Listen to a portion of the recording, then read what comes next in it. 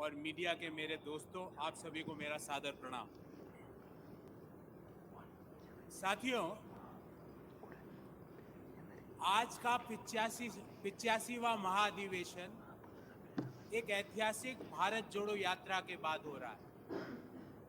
भारत जोड़ो यात्रा ऐतिहासिक इसलिए है कि इसने नफरत की राजनीति करने वाले लोगों को बैकफुट पे ला दिया है, पर उसके साथ साथ एक इकोनॉमिक काम भी किया है कि आज देश में मुख्य पटल पर चर्चा हो रही है निरंतर बढ़ती बेरोजगारी की, निरंतर बढ़ती महंगाई की।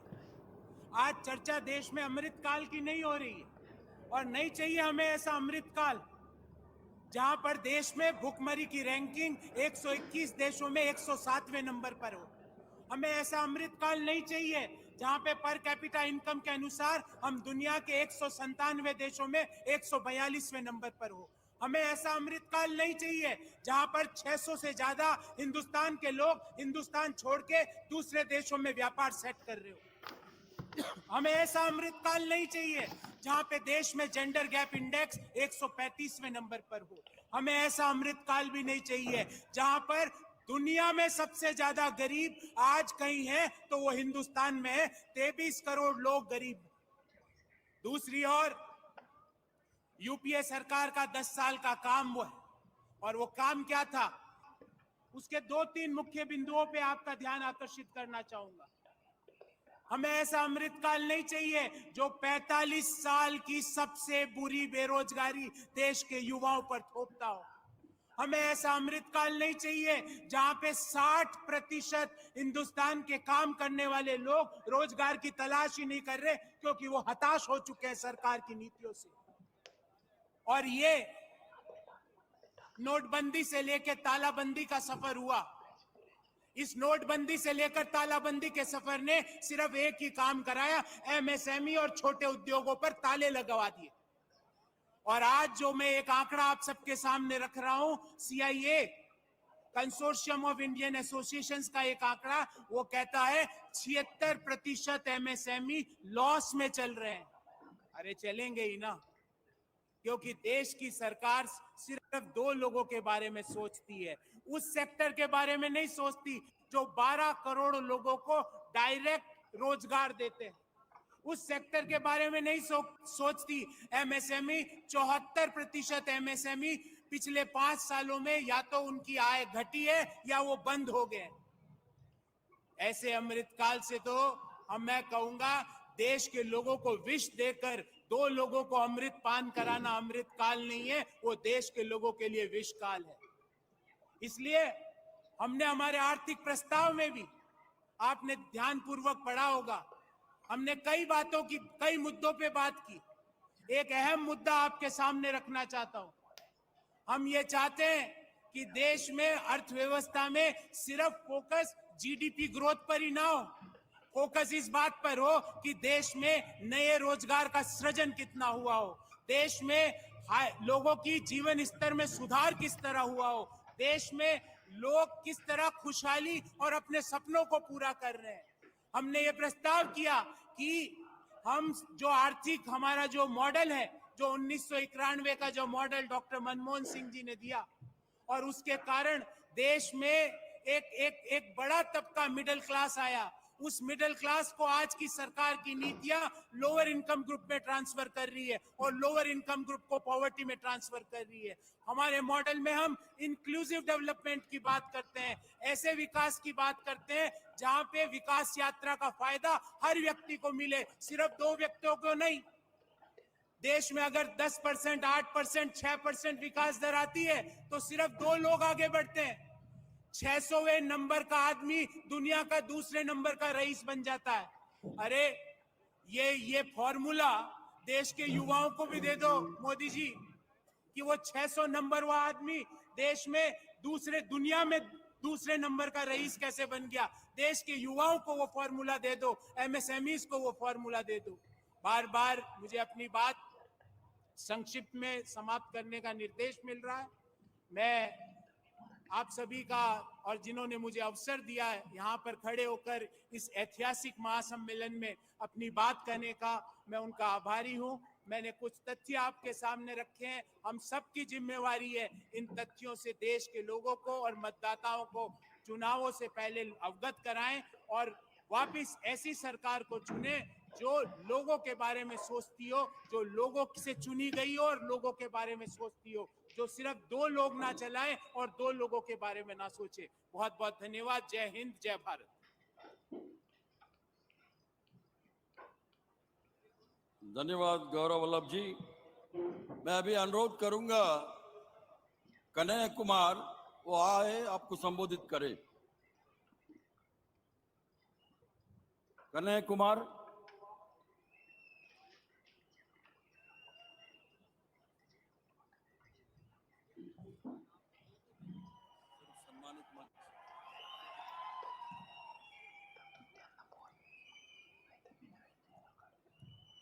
सम्मानित मंच और भारतीय राष्ट्रीय कांग्रेस के 85वें महाधिवेशन में आए हुए देश भर के आप तमाम प्रतिनिधियों का मैं हार्दिक स्वागत करता हूं और जो हमारी संचालन समिति है उसको विशेष रूप से आभार व्यक्त करता हूं कि आपने मुझे इस 85वें महाधिवेशन में बोलने का मौका दिया है। मेरी आवाज जहां तक पहुंच रही है, आप तमाम कांग्रेस पार्टी के एक एक कार्यकर्ता को मीडिया के माध्यम से, सोशल मीडिया के माध्यम से जो हमारे देश के लोग 85वें महाधिवेशन से जुड़े हुए हैं, आप सबका भी मैं हार्दिक अभिनंदन करता हूं, आपका स्वागत करता हूं। दोस्तों, सबसे पहले मैं एक नौजवान होने के नाते संविधान में एक संशोधन किया है कि पार्टी प्रतिनिधित्व में हर एक स्तर पर 50 वर्ष से कम उम्र के व्यक्ति को 50% तक सीट जो आरक्षित किया गया है, मैं इस देश के नौजवानों के बिहाफ पर भारतीय राष्ट्रीय कांग्रेस को कोटि कोटि धन्यवाद करना चाहता हूं। दोस्तों, मैं समझता हूं कि ये एक महत्वपूर्ण रेजोल्यूशन है। महत्वपूर्ण रेजोल्यूशन इसलिए है कि आप सब जानते हैं कि भारत दुनिया का सबसे नौजवान देश है। दुनिया का हर 5वां नौजवान कोई ना कोई भारतीय है। ऐसे वक्त में देश की दशा क्या होगी, देश की राजनीति क्या होगी, समाज का स्वरूप क्या होगा और हमारे आने वाले भविष्य का मुस्तकबिल क्या होगा, इसको इस देश का नौजवान तय करेंगे। कांग्रेस पार्टी ने इस बदलाव को महसूस किया है, उसके लिए हम अपने वरिष्ठ नेतृत्व को बहुत बहुत धन्यवाद देना चाहते हैं। दोस्तों, आज जब रायपुर में देश की सबसे पुरानी पार्टी उसका 50वां महाधिवेशन हो रहा है, तो हमारे सामने कुछ महत्वपूर्ण सवाल हैं और उन्हीं महत्वपूर्ण सवालों पर चर्चा करने के लिए यह हमारा डिस्कशन हो रहा है, यह प्लेनरी सेशन हो रहा है। और यहां मैं आपके बीच मौजूद हूं हमारे देश के इकोनॉमिक, आर्थिक और राजनीतिक रेजोल्यूशन क्या होना चाहिए उसके संबंध में कुछ बातें रखने के लिए। सबसे पहली बात तो हमको यह समझना चाहिए, देश की अर्थव्यवस्था देश के लोगों को नजरअंदाज करके नहीं चल सकती है। कोई भी ऐसी आर्थिक नीति जिसमें देश के लोगों को नजरअंदाज किया गया है, वो आर्थिक नीति देश की आर्थिक नीति नहीं हो सकती है। और आज हम जिस मोड़ पर खड़े हैं, हम देख रहे हैं कि नारा देश का लगाया जाता है, नाम देश का लिया जाता है और तिजोरियां दोस्त की भरी जाती है। ऐसी आर्थिक नीतियां आज इस देश के अंदर लाई जा रही है। मेरा एक सीधा सवाल है इस देश के हुक्मरानों से, कांग्रेस पार्टी का एक आम कार्यकर्ता होने के चलते, कि ऐसी कौन सी ऐसी नीति है कि देश गरीब हो रहा है।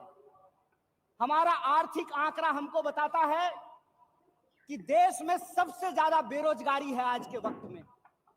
कोई ऐसा सेक्टर नहीं है जहां बेरोजगारी सर चढ़ करके बोल नहीं रही है। आप तमाम सर्वे उठा करके देख लीजिए, लगातार अमीर और गरीब की खाई बढ़ती जा रही है। इस देश के संसाधनों पर मुट्ठी भर लोगों का कब्जा होता जा रहा है।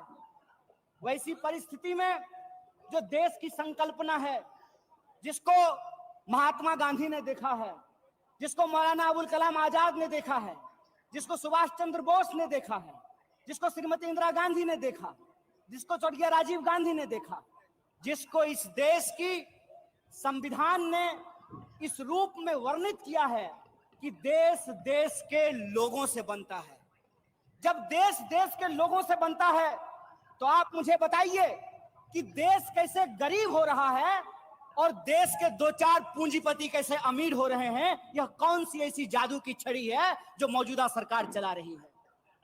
आप मुझे बताइए कि आम लोगों की आमदनी घटती जा रही है और देश के एक दो पूंजीपति दुनिया के अमीरों की सूची में जाकर के शुमार हो जाते हैं। मैं यहां यह बात स्पष्ट कर देना चाहता हूं, हमारी पार्टी अमीरों के खिलाफ नहीं है, हमारी पार्टी पूंजीपतियों के खिलाफ नहीं है, हमारी पार्टी उद्योग धंधों के खिलाफ नहीं है, हमारी पार्टी उद्योगपतियों के खिलाफ नहीं है, लेकिन हम ऐसा देश नहीं चाहते हैं जहां आम लोगों के पास रोटी नहीं हो और प्रधानमंत्री के पास चलने के लिए 8,500 करोड़ का विमान हो। हम ऐसा देश नहीं चाहते हैं कि इस देश के आम लोगों के हाथ में शिक्षा नहीं हो, कलम नहीं हो। के बारे में क्या कहा गया? बीएसएनएल के बारे में कहा गया, बीएसएनएल का मतलब होता है भाई साहब नहीं लगेगा। अरे भाई साहब नहीं लगेगा तो आप मुझे बताइए कि जियो धन धनाधन कैसे करेगा? यह सवाल आज इस देश के सामने खड़ा है। सरकार क्या करेगी? यह सवाल मैं पूछना चाहता हूं इस देश के नीति निर्माताओं से कि अगर एयर इंडिया नहीं होगा, जब देश में नहीं होगा एयर इंडिया, तो आप बताइए क्या करेंगे ज्योतिरादित्य सिंधिया? जब एयर इंडिया नहीं होगा, जब रेलवे नहीं होगा, जब बीएसएनएल नहीं होगा, तो मैं कहता हूं कि इस देश में मंत्री की क्या जरूरत है? जब देश में जनता नहीं होगी तो फिर इस देश में सरकार की क्या जरूरत है? जब देश में स्कूल नहीं होगा, अस्पताल नहीं होंगे, सड़कें नहीं होंगी, तो आप मुझे बताइए कि फिर संसद की क्या जरूरत है? इस देश की जो पूरी की पूरी संकल्पना है, उस संकल्पना को आज एक बार फिर से कांग्रेस के राष्ट्रीय महाधिवेशन में पुनर्विचारित करने की जरूरत है। देश का मतलब होता है देश में रहने वाले लोग। डीडी नेशनल पर एक कार्यक्रम आया करता था, नेहरू जी की किताब है discovery of India. Discovery of India के एपिसोड में नेहरू जी आम लोगों से पूछते हैं कि बताइए कौन है भारत माता? किसको भारत माता कहते हैं? भारत माता इस देश में रहने वाले लोग हैं। जब हम भारत माता की जय बोलते हैं तो भारत माता की जय बोलने का मतलब है इस देश के 140 करोड़ लोगों की जय। और 140 करोड़ लोगों की जय का मतलब है कि 140 करोड़ लोगों के हाथ में पढ़ाई हो, 140 करोड़ लोगों के हाथ में काम हो, 140 करोड़ लोगों के लिए रोजगार की व्यवस्था हो, 140 करोड़ लोगों के लिए इलाज की व्यवस्था हो, 140 करोड़ लोगों के लिए चलने के लिए सड़कें हो, गाड़ियां हो, रेलवे हो, हवाई जहाज हो। और आपने देखा कि देश में कुछ लोग लोकतंत्र को अपनी बपौती समझ लिए हैं। अभी जब मैं हवाई जहाज की बात कर रहा था तो मुझे दिल्ली एयरपोर्ट याद आ गया। दिल्ली एयरपोर्ट पे भारी जो है सिक्योरिटी फोर्स आई थी हमारे एक नेता को गिरफ्तार करने के लिए। तो मैं दिल्ली में बैठे हुए हुक्मरानों को इस महाधिवेशन के माध्यम से कहना चाहता हूं, आपको मालूम नहीं है भारतीय राष्ट्रीय कांग्रेस का इतिहास। आपके पुरखों ने जिन अंग्रेजों की चापलूसी की थी, उन अंग्रेजों से लड़ करके हमने इस देश को आजादी दिलाई। इस बात को याद रखिएगा। ना आपके जेल से डरेंगे, ना आपके मुकदमे से डरेंगे, ना आपकी लाठियों से डरेंगे, ना आपकी गोलियों से डरेंगे। भारतीय राष्ट्रीय कांग्रेस इस देश की पार्टी है और इस देश के हकूक के लिए लड़ती रहेगी। इस बात को याद रखिएगा। और आज के समय में जो आर्थिक लूट की नीतियां चल रही हैं कि प्राइवेटाइजेशन ऑफ प्रॉफिट और सोशलाइजेशन ऑफ लॉस, फायदा होगा तो अदानी का और नुकसान होगा तो एलआईसी का, ये हम नहीं चलने देंगे। इस बात को आप याद रखिएगा। फायदा होगा तो प्रधानमंत्री जी के दोस्त का, और नुकसान होगा तो इस देश के आम लोगों का पैसा जो एसबीआई में पड़ा हुआ है उसका, ये हम नहीं चलने देंगे। इस बात को याद रखिएगा। इसीलिए हमारा पॉलिटिकल और इकोनॉमिक रेजोल्यूशन ये है कि भारतीय राष्ट्रीय कांग्रेस इंडियन कॉन्स्टिट्यूशन का सेफ गार्ड है। हम इंडियन कॉन्स्टिट्यूशन के पहरेदार हैं, हम इंडियन कॉन्स्टिट्यूशन के असली चौकीदार हैं। इस बात को याद रखिएगा। और इंडियन कॉन्स्टिट्यूशन इस बात को रिजॉल्व करता है, we the people of India. और यह जो we the people of India है, इसमें इस देश में रहने वाले वो तमाम लोग, चाहे हिंदू हो, मुसलमान हो, सिख हो, ईसाई हो, जैन हो, पारसी हो, बुद्धिस्ट हो, या वैसे भी लोग जो किसी धर्म को नहीं मानते हैं, वो सब भारत के लोग हैं। और उनके हकूक के लिए, उनके अधिकार के लिए, कल्याणकारी राज्य की अवधारणा को बचाए रखने के लिए भारतीय राष्ट्रीय कांग्रेस संघर्ष करेगी। और यही जो पॉलिटिकल रेजोल्यूशन है कि हम देश के लोगों के बुनियादी सवालों के लिए, रोजी रोटी, कपड़ा, मकान, शिक्षा, स्वास्थ्य, सड़क, बिजली, पानी और इस देश के संविधान के लिए संघर्ष करते रहेंगे। इसी आशा और उम्मीद के साथ आप तमाम सम्मानित मंच और आप तमाम प्रतिनिधियों का एक बार पुनः स्वागत करके अपनी बात को खत्म करूंगा। शुक्रिया। इनकलाब जिंदाबाद। जय हिंद, जय भारत, जय कांग्रेस। धन्यवाद कन्हैया कुमार जी। अभी अनुरोध करूंगा पवन केरा जी आए, वो आपको संबोधित करें।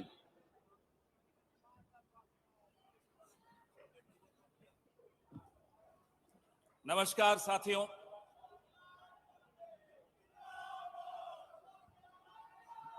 जिन्हें सुन सुनकर हम बोलना सीखे हों, उनके सामने बोलने में बड़ा घबराहट होती है। आज मुझे ये अवसर मिला कि जिन सोनिया गांधी जी को हम सुन सुनकर प्रेरित होते थे, आज उनके आशीर्वाद से मैं 85वें महाधिवेशन में बोल रहा हूं। वक्त ऐसा आया है इस देश में अभी, कांग्रेस पार्टी, खड़गे साहब जब बोलते हैं उनकी वाणी में चूल्हे की महक होती है, मिट्टी की खुशबू होती है। और जब राहुल गांधी दहाड़ते हैं तो दिल्ली से नागपुर तक नेहरू गांधी बोलते रहते हैं हमारे प्रधानमंत्री जी और उनके पूरी नेता। उन्हें समझ ही नहीं आता हुआ क्या, अब जवाब क्या देंगे। सोनिया जी से हम सीखे हैं, कितनी भी कठिन परिस्थिति हो, सौम्यता से कोई समझौता नहीं होता है, कोई मूल्यों से कोई समझौता नहीं होता है। ये हम सोनिया जी से सीखें। राहुल जी, आप में महात्मा गांधी की सरलता और नेहरू की गहराई है। आपसे ये क्या मुकाबला कर पाएंगे। दो तरह की विचारधाराओं की लड़ाई है, दो तरह की विरासतों की लड़ाई है। This is a battle not just of two ideologies. This is a battle of two legacies.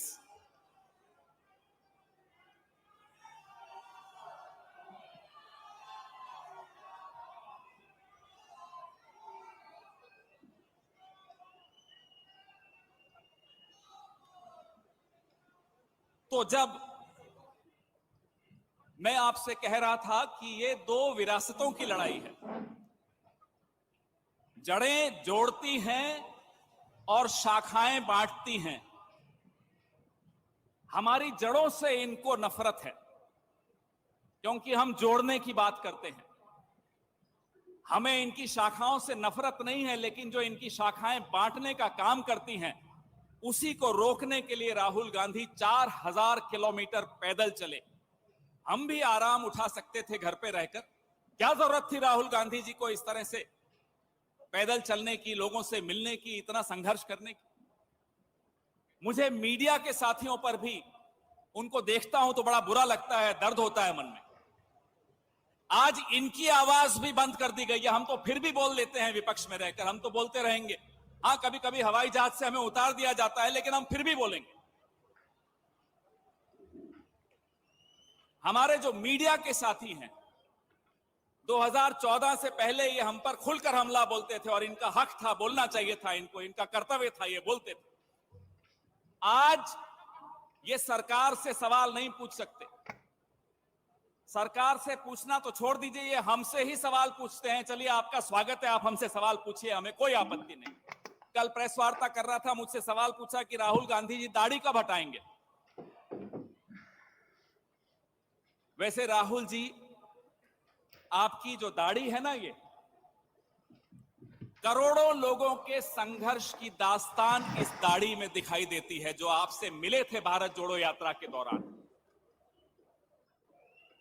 इस दाढ़ी को जब देखते हैं तो पिछले 9 साल का सफर इस देश के नौजवान, बेरोजगार नौजवान, इस देश के जूझते हुए व्यापारी, इस देश का मीडिया, हम सब का सफर दिखता है इस दाढ़ी में। हम देख रहे थे आप कैसे करोड़ों लोगों से मिलते थे, उनका दर्द सुनते थे, उनका दुख बांटते थे। बार बार घंटी बज रही है, लेकिन यह बात जरूरी है कि ये जो लड़ाई है, मध्यवाद की लड़ाई लेफ्ट और राइट दोनों से होती आई है। जो सेंट्रिज्म है, सेंट्रिज्म दोनों का सम्मिश्रण है, लेफ्ट का भी और राइट का भी। ये देश मध्यवादी देश है, कांग्रेस पार्टी मध्यवादी पार्टी है। इस देश का संवैधानिक मूल्य जो है, जो ढांचा है, वो भी मध्यवादी है। हमारी किसी से लड़ाई नहीं है कि हम लेफ्ट के खिलाफ हैं या राइट के खिलाफ हैं। हम एक्सट्रीम लेफ्ट के खिलाफ हैं, हम एक्सट्रीम राइट के खिलाफ। तीसरी बार घंटी बजी है और रणदीप जी बार बार मुझे आंखें दिखा रहे हैं, लेकिन इस लड़ाई में हम पीछे हटने वाले नहीं हैं। और तो क्या होगा, 1-2 बार और हवाई जहाज से उतार देंगे, हम उतर जाएंगे, लेकिन लड़ते रहेंगे, आपकी आवाज उठाते रहेंगे, ये हमारा वादा है। क्योंकि मेरा नेता राहुल गांधी, मेरी नेता प्रियंका गांधी, मुझे आज तक वो डरते हुए नहीं दिखे, तो हम क्यों डरें? हम भी नहीं डरेंगे, लड़ेंगे, लड़ेंगे और जीतेंगे। जय हिंद, जय कांग्रेस। इस प्लेनरी सेशन में आज मौजूद खड़गे जी, हमारे राष्ट्रीय अध्यक्ष आदरणीय सोनिया गांधी जी, आदरणीय राहुल गांधी जी, आदरणीय प्रियंका जी, के.सी. वेणुगोपाल जी, श्री बाघेल जी, मुख्यमंत्री छत्तीसगढ़, मंच में विराजमान सभी नेतागण, आज इस राष्ट्रीय अधिवेशन में आए हुए देश के मेरे तमाम कांग्रेस के साथी भाइयों, बहनों, बुजुर्गों और दोस्तों, आज इस पॉलिटिकल रेजोल्यूशन, राजनीतिक ठहराव प्रस्ताव पे कुछ विचार रखने के लिए मैं यहाँ पर आपके सामने मौजूद हूँ। सबसे पहले तो मैं मंच का आभारी हूँ कि आज इस राजनीतिक प्रस्ताव पे मुझे विचार रखने के लिए राष्ट्रीय स्तर पर यह मौका मुझे इन्होंने दिया है। भारत जोड़ो यात्रा का जिक्र सभी ने किया, जिसकी महाराष्ट्र में हमने अनुभव लिया। राहुल जी ने पूरे देश भर में एक वर्ल्ड रिकॉर्ड उन्होंने क्रिएट किया कि जब इन्होंने 3500 से भी ज्यादा किलोमीटर चलकर एक ही संदेश देश को दिया कि हमको नफरत की भावना इस देश में जिन जिन लोगों ने फैलाई है उसको तोड़कर भारत जोड़ो का काम हमको करना है। और आपने देखा कि इनके प्रयासों को इतना अच्छा समर्थन मिला, सिर्फ कांग्रेस के लोगों का ही नहीं, देश में के आम आदमी का, देश में के तमाम लोगों का, और अन्य राजनीतिक दल जो भी जुड़ गए उस सब एक होकर आ गए साथ में। हमें नफरत की राजनीति नहीं करना है, भारत को जोड़ने का काम हमने आज तक किया है। कांग्रेस के 70-80 साल में हमने देश को मजबूत करने का काम किया है, पर पिछले 7-8 सालों में जो हम आज महसूस कर रहे हैं उसको रोकना होगा।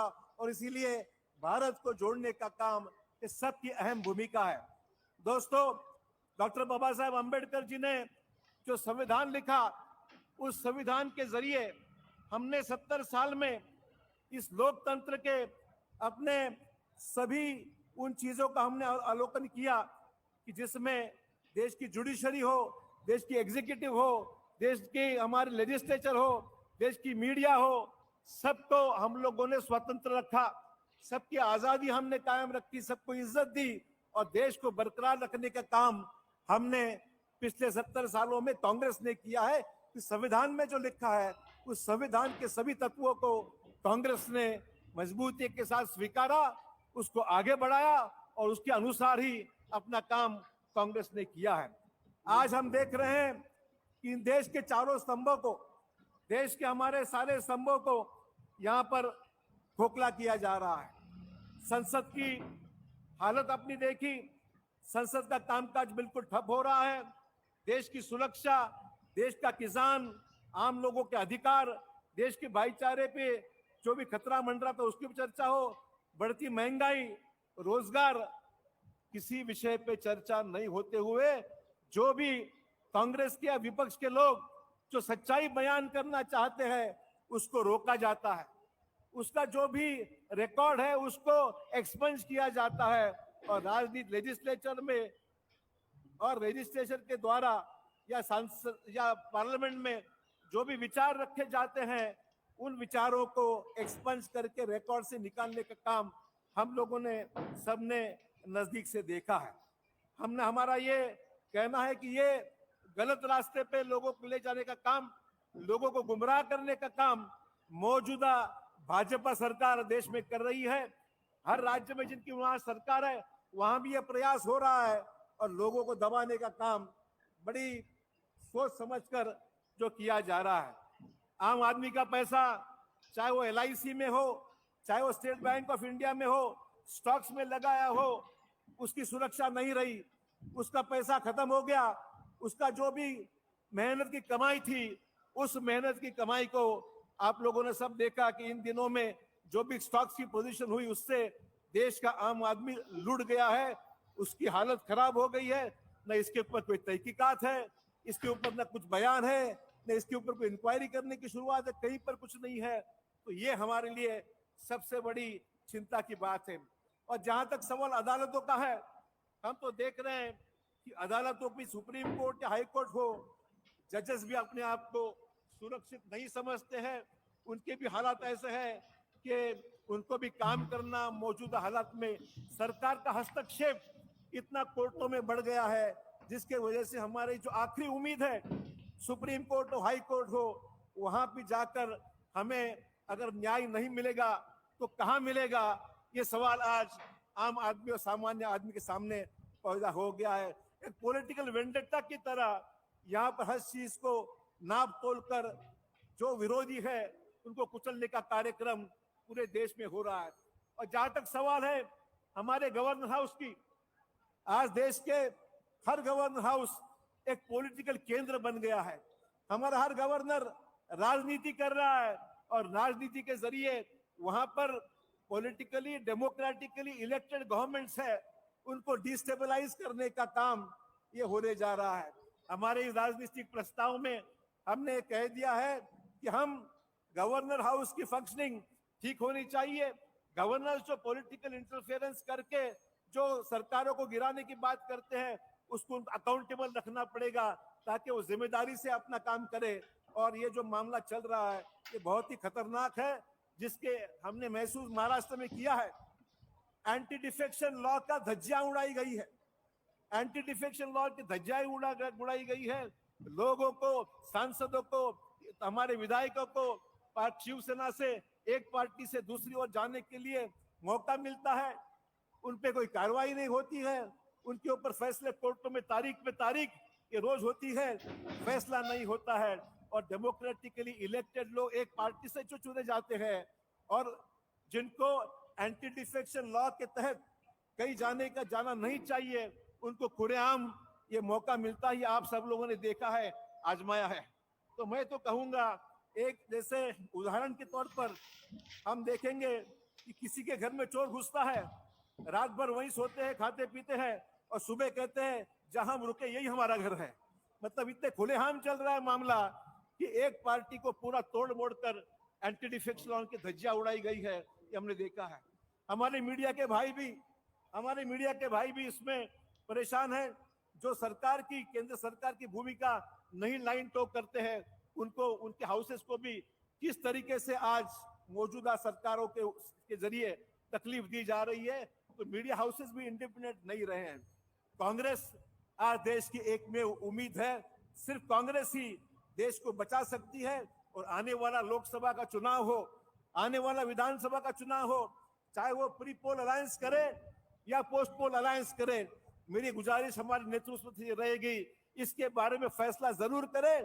और जहां लाइक माइंडेड पार्टीज है, जहां साथ में लेना है, जहां प्री पोल अलायंस करना है जरूर कीजिए, जहां पोस्ट पोल करना है पोस्ट पोल कीजिए। स्थानिक परिस्थितियों को ध्यान में रखते हुए जो करने की आवश्यकता है वो करना चाहिए। लाइक माइंडेड सेक्युलर पार्टीज अगर एक होंगे तो ही भाजपा को वहां पर शिकस्त देना मुमकिन है, वरना डिवाइड एंड रूल की पॉलिसी जो आज इस्तेमाल की जा रही है वही पूरी देश में अंग्रेजों ने किया, वही पॉलिसी आज देश में अपनाई जा रही है। विरोधियों को तोड़ मोड़ कर आज ये सब कामला ये सब शुरू है। अंत में मैं गुजारिश करूंगा, हमारे बेल बजाई जा रही है, ज्यादा वक्त नहीं लूंगा, मैं यही कहूंगा जो हमारे प्रस्ताव आज इस महाधिवेशन में चर्चा के लिए सामने रखे हैं, फैसला होने के बाद रणदीप भाई मेरी गुजारिश है इसके ऊपर अमल होना चाहिए। इतनी मेहनत करके आज सब कमिटीज ने प्रस्ताव बनाए हैं, विचार विमर्श करके इस ऊपर हर चीज पे आप सोनिया जी, खड़गे साहब, राहुल जी सभी के मौजूदगी में ड्राफ्ट बने हैं।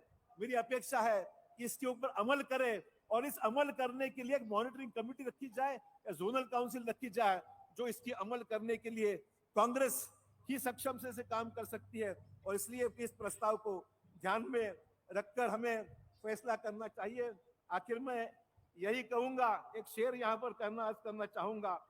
कौन कहता है आसमान में सुराग नहीं हो सकता, कौन कहता है आसमान में सुराग नहीं हो सकता है, एक पत्थर तो तबीयत से उछालो यारो। मेरा यही आपसे ये कहना है, ये अगर हम कर सकते हैं तो मुझे पूरी उम्मीद है कि जिस भरोसे के साथ में आज इन प्रस्तावों पर हर विचार व्यक्त किया जा रहा है उसकी यहाँ पर कहीं पर ख्याल रखा जाए, उसके अमल करना चाहिए।